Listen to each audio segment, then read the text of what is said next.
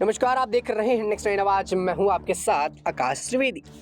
Supreme court उस वक्त नाराज हो गया जब एक जज साहब ने उच्चतम न्यायालय के निर्देशों के बावजूद अपना फैसला सुना दिया। इसके बाद सुप्रीम कोर्ट ने जज को तलब कर दिया और व्यक्तिगत तौर पर पेश होने को कहा। दरअसल सुप्रीम कोर्ट के NCLAT यानी कि national company law appellate tribunal के JDS member justice Rakesh Kumar और टेक्निकल सदस्य आलोक श्रीवास्तव को अदालत की अवमानना करने का नोटिस दिया गया। आपको बता दें कि सुप्रीम कोर्ट ने दोनों को 30 अक्टूबर तक व्यक्तिगत रूप से पेश होने को कहा। दरअसल सुप्रीम कोर्ट ने 13 अक्टूबर को फिनोलेक्स केबल्स के GM के कंपनी के प्रबंधन नियंत्रण से जुड़े विवाद में यथास्थिति बनाए रखने का आदेश दिया गया था, मगर NCLAT के सुप्रीम कोर्ट के इस निर्देश के बावजूद अपनी ओर से आदेश पास कर दिया, जिसकी जानकारी जब सुप्रीम कोर्ट को हुई तब वो नाराज हो गए और उन्हें तुरंत जज को तलब कर दिया गया। वहीं बता दें, इतना ही नहीं, सुप्रीम कोर्ट ने आज बिना केस के मेरिट पर जाए JNLST के उस दिन दिए गए आदेश को निरस्त कर दिया। साथ ही कहा गया कि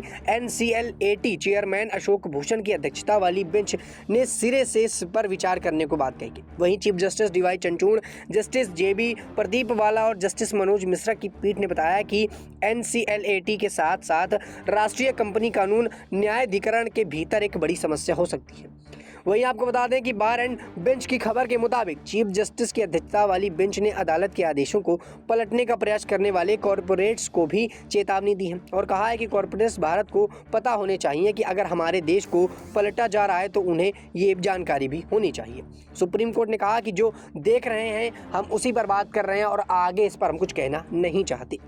दर्शकों, आपको बता दें कि ये पूरी तरह से फिनोलेक्स कंपनी के जो चेयरमैन हैं उनकी सुनवाई को लेकर बवाल कटा हुआ और ऐसे में DY चंद्रचूड़ पूरी तरह से नाराज हो गए, जबकि पूरी बेंच ने इस बात की बैठक पर जानकारी दी गई थी कि अभी इस पर कोई फैसला नहीं सुनाएगा और ऐसे में सुप्रीम कोर्ट के एक वकील ने इस मुद्दे पर अपना फैसला सुना दिया, जिसके बाद से सुप्रीम कोर्ट के अन्य वकील भड़क चुके हैं और DY चंद्रचूड़ ने उन्हें गौर तलब कर दिया, उनको तलब कर दिया और